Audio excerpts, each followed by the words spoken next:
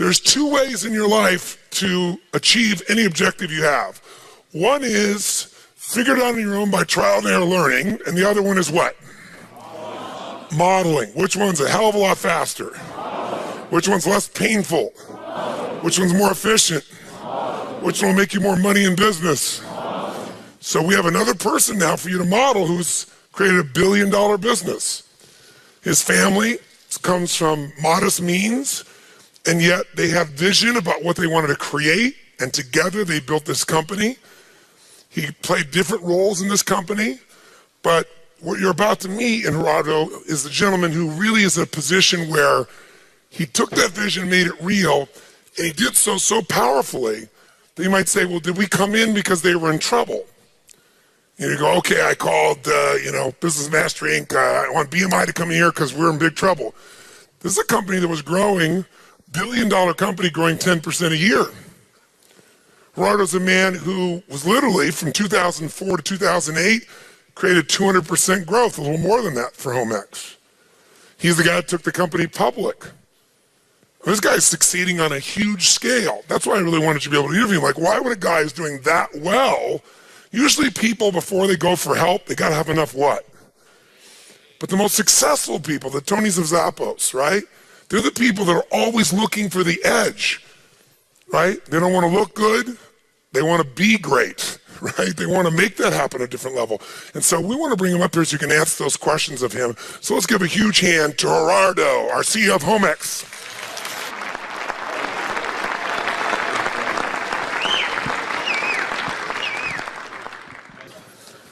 So we wanted to just get a chance to visit with you because, again, so many people don't have that X factor. They don't have that mindset of, I'm always looking. If I'm the best, I'm looking for more. Tell me what I'm not doing well. Tell us two things. Tell us, how did the company really get started? What was the vision? And tell us, how has that philosophy affected your ability to succeed and help to build this business with your team? Okay, the company was started by my brothers. Two older brothers in '89, 20 years ago. I was working on a shirts factory. I was manufacturing shirts, and my yearly revenues was equal amount of selling 4 homes. Wow. Then I talked to my brothers and say, I will help you to sell five homes in 1 year, and my life will be more productive. I think you kind of surpassed that just a smidge. How many homes do you guys build a day? Or in '89, 140 per year. 140 a year homes. And how many? In '89. In 1989. In '93, when I joined the company, yes. 500. And how about today? More than 200 daily. 200 a day. Give him a hand. That's unbelievable.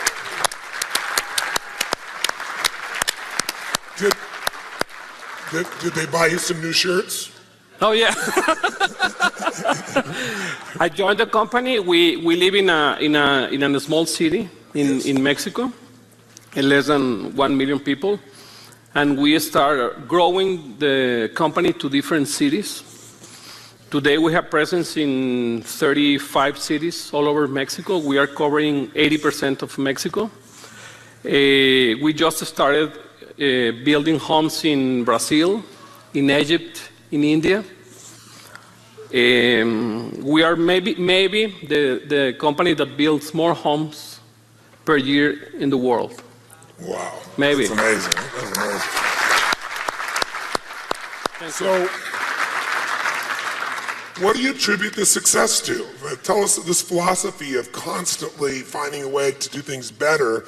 Most people, when they achieve a level of success that's that large, I mean, if you're selling 150 homes a year, and if you were doing 150 homes, at that stage, 300, 500, 600 homes, when you got to that stage, people say, I've doubled, I've tripled, quadrupled. We're the best. Why did you keep seeking ways to do things better? Why do you still do that today? We work based on a theory called the theory of constraints. If a company can sell $80 per year and you can build $100 per year, what will be your revenues? Right. 80. Right. And in the opposite, if you can sell 100, but you can build only 80, your revenues will be 82. Then your revenues are constrained by your factor with the lower capacity. Right. That's why we approach Chet, because sales was our constraining factor, and that's why we work on increasing our sales. If you look at the company compared with other companies, we are the largest, but if you look at the company in terms of the opportunity, we build around maybe 8 or 10% of the homes built in Mexico. And Mexico has 3% of the world's population. That means that we are a very small company in terms of the necessity, in terms of the opportunity of number of homes that can be built all over the world, and everybody needs a house. A house is the physical good that has a bigger impact in the quality of life of the families. And the quality of life of the families determines the quality of life of the societies and the countries. That's why we believe that a house is very, very important, and everybody needs a house. And so now in India and Brazil, some of the other huge growth opportunities you're going through Brazil as is twice the population of Mexico. Yes. India is 11 times and growing. Wow. Egypt is 70% of Mexico's population. Wow. How did you make that shift into these foreign countries? How were you able to make that happen? We say that we did it because we don't know. You don't know your limitations. I love it. When we start growing the company to different cities, all the people came to us and say, nobody has done that before. That will not work. And we said, well, we don't know. Let's try. And we start. Then we acquire the 6th largest home builder in Mexico. And a lot of investment bankers came to us and say, nobody has acquired another home builder in Mexico. And we say, we don't know. Let's try. And we did it. Then we are the only Mexican home builder listed on the New York Stock Exchange. We are 18 Mexican companies listed in the New York Stock Exchange. We are the 6th most active in terms of daily trading. And the first 5 are monopolies, or they exist because of government concessions. We are the first company that is on a free market. We are not a monopoly. We have 8% of the market only. And a lot of people came to us. Thank you.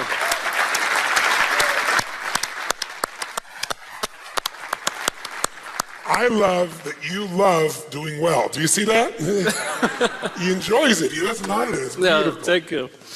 And a lot of people came to us and say, nobody from Culiacan, the city, the town where I live, nobody from Culiacan has become public on the New York Stock Exchange. Any other home builder has become public on the New York Stock Exchange. And we say, well, we don't know. Let's do it. And in the same approach, we start these operations on new countries. Yes. Let me tell you a little bit about Homex. We have 16,500 employees. We have 6,000 suppliers. We give a new home to more than 60,000 families every year. That's 300,000 people, because it's in average 5 people per home.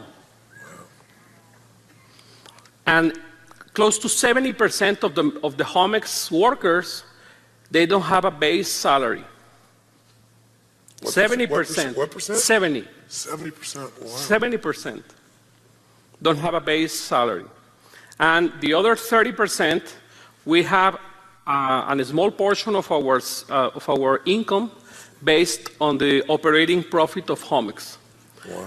We have the same score. We are playing with the same score, and we are trying to reach the same goals as a company, as a team. Yes. Nobody is paid by their age, their background, their gender. and nobody's paid by their own results. Everything is team-based results. And we have been trying and learning, and that's the way the company has been growing. It's beautiful. Now, you worked with some consulting firms before, BMI.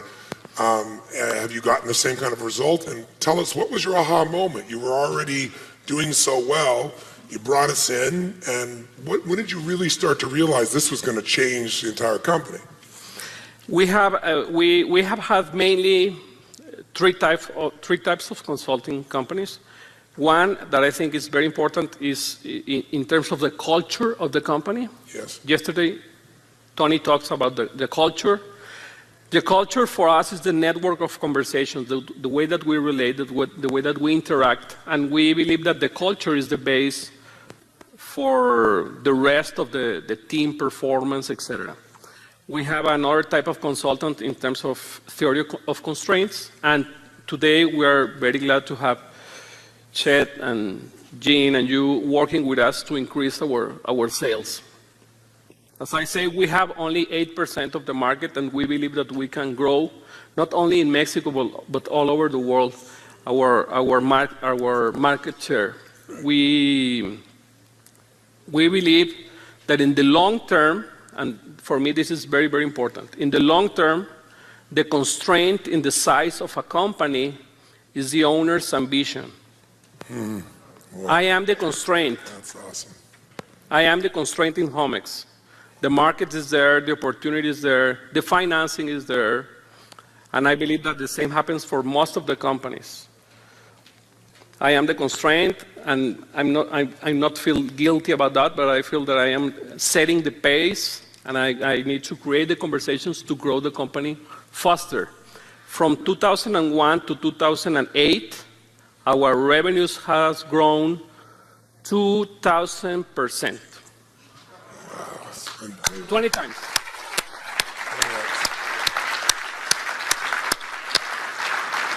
What's happened as a result of our interventions down there? What have you seen? What kind of results have you seen? I am more convinced that I am the constraint. Let me tell you another story about how do I find Chet Hall. Yes.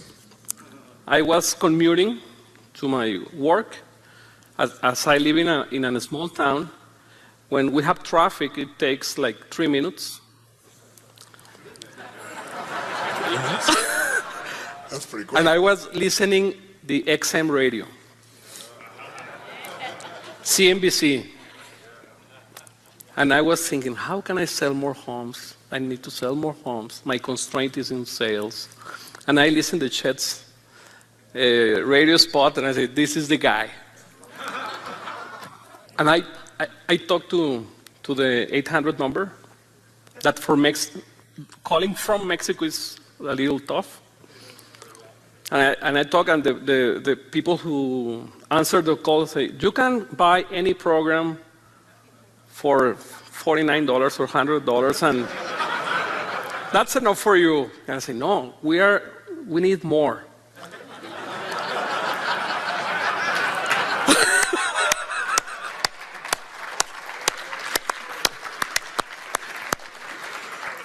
I'm glad I had a larger vision, aren't you?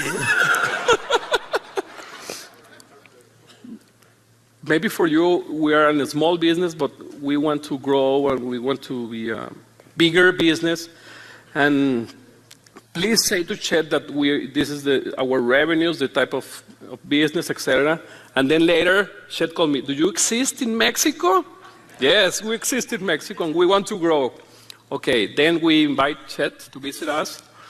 And we as a company, we trust in their advice.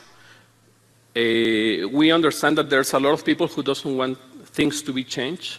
Yes. But my commitment is we will follow all their advices and all the requirements that they give to us, and that's the way we have been open, and we believe that we can grow much faster if we continue applying all these policies in the future. What do you do to deal with change when so many people are so afraid of it? How do you deal with it? And how did you help us drive that change through the organization? I think, okay, for me, the resistance to change, I am responsible of the resistance for change. If the people look at the new idea or the new opportunity as something that is possible and is convenient, they will do it. Yes. If they think that it's not possible or it's not convenient, they will be resistant to change. Yes. Then I can create the conversations to invite them to look at this new initiative as possible and convenient. Let me give you an example. We make a commitment as a company to work only with superstars. We have 3,500 salespeople. And we say to them, we only are going to work with superstars. If you want to become a superstar, we will train you, we will help you. But if you don't want to be a superstar, let's go find another job. We only want to work with superstars. We're giving a lot of resources, a lot of money invested in all these initiatives, but we only want superstars in the sales process. We have sales agents that have sold 5 houses in a day, sales agents that have sold 27 homes in 6 days. It's people that is making a lot of money. For the Mexican standards, they are doing maybe 10, 12 times the average of the Mexican income. Wow. It must make you feel incredible to not only be able to put people in homes, but to have your own employees have such an extraordinary quality of life.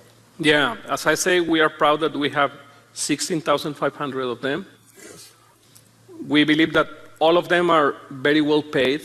We have, and yesterday somebody said about it, we have one of the greatest places to work in Mexico, yes, audited by the same institute.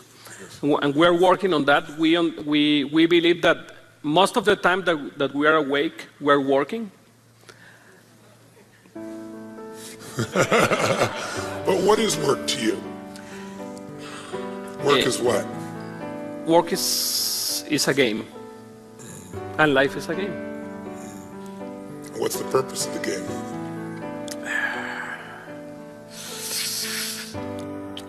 To love, to learn to love. And to love is to give. You say at the beginning, living is giving or giving is living? Yes, exactly right. For me, that's it. I see that. Because for some people, I have a lot of money. And a long time ago, I have more than the money that I require in my life. Yes. I'm not making this because of the money. Yes. Every time I am needing less money, and every time I'm making more money. But not for me, but for everybody. For everybody, for all the workers, our suppliers, our investors, our customers, the authorities. We are the largest builder of water treatment plants in Latin America as a consequence of being a home builder. That's amazing.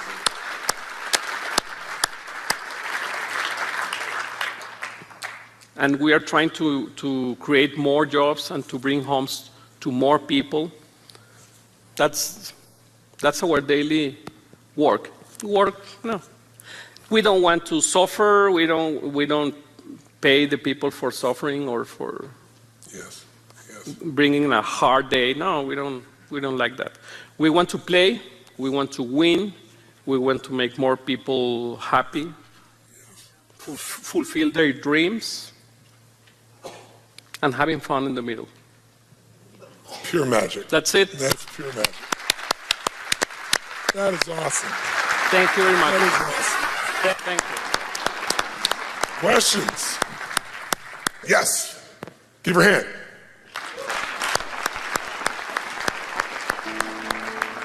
Hi, I'm Janet. I think your vision is just awesome. And I think at one time I used to be visionary, but I think I've been working too hard and I forgot how to be a visionary. So obviously I am the constraint to my business. I fully realize that and accept that. how does one become visionary again? How do you realize what you're possible of doing? Great question. Thank you. My goal for the last maybe 2 years has been not to become an invisible team member in Homex. That everything works without me. I don't want to be the hero that solves anything. I want to be transparent. I want to be that every team works, and when they achieve anything, that they say, we did it. I don't want to be the hero. I don't want to be the most important person in the company. And every email, every request that I receive, I am always asking me, who is the best person to do this? I don't want to do this. I don't want to do anything. And not because I am lazy, that I am. But as I am the constraint, and if everything needs to be decided by myself, or anything needs to be approved by myself, I will become more the constraint. Then I am proud to say to you that I have nothing to do, and that's okay for me.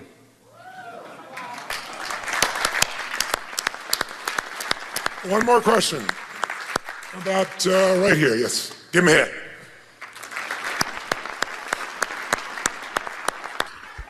I want to thank you. I've been inspired to buy your stock tomorrow morning. Ah, thank you. Thank you. On top of that, learning what has gone on in the United States over the last few years with the housing experience Yes. has its affected all of us in this room. Can you explain to us what maybe you learned from it and how you will apply that so that that same process doesn't occur in Mexico? Yes. Wonderful question. Great question. Let me tell you something that for me is very, very important. The United States is 30% of the world economy, with 5% of the population. That means that every American is earning 8 times the average of the rest of the world.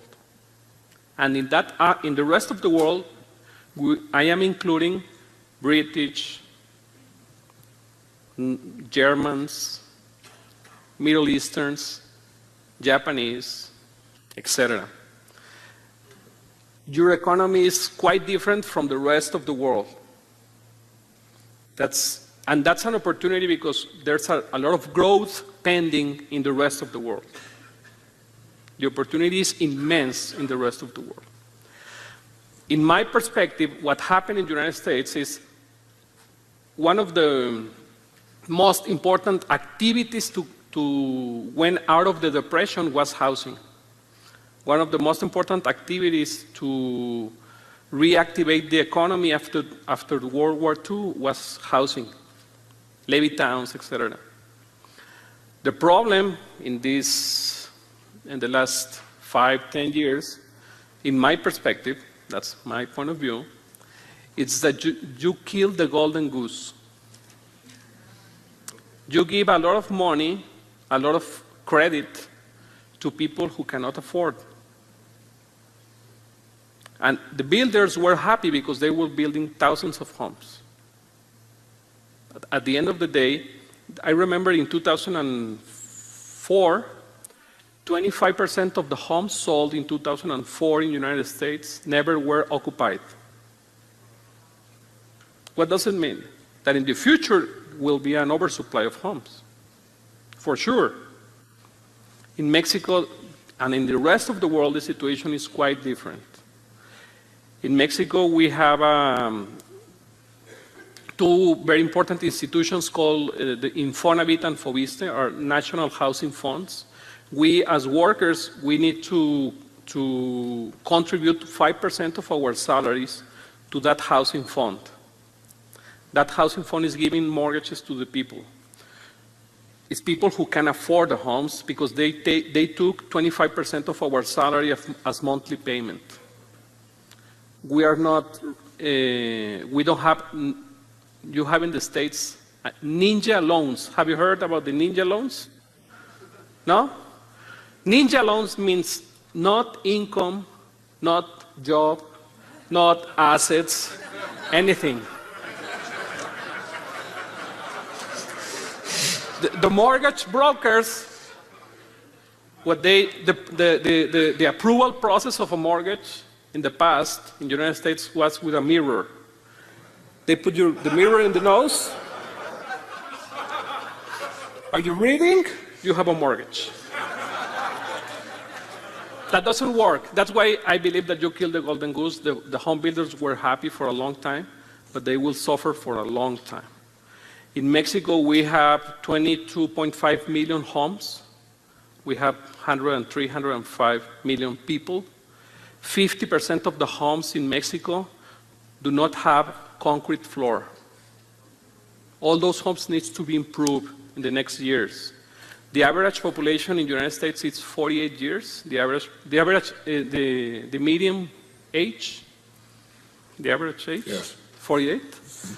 In Mexico is maybe 18. We're waiting for all those customers. And India and Brazil also. And right? Brazil and India. One final question, if we may ask. What would be the most important thing if you were passing on at some stage of your life to your children or to people that you wanted to mentor, and you would say, these are the 2 or 3 most important things to remember about enterprise, about business, about what you have to do to be successful long term? What would those 2 or 3 things, most important things be you would pass on to someone you love who you wanted to succeed in their enterprise? The first one is death is not an invitation. The rest is an invitation. The life that you have, the work that you have, the family that you have is the one that you have created for yourself. You don't have the work, you don't need to suffer in your job. And the second, that is quite different from yesterday, is that nothing can make you happy. Happiness is a way of life. That's enough. That's enough. You're the best. You are wonderful. Thank you very much. Big hand, ladies and gentlemen. Give him a hand. Thank you.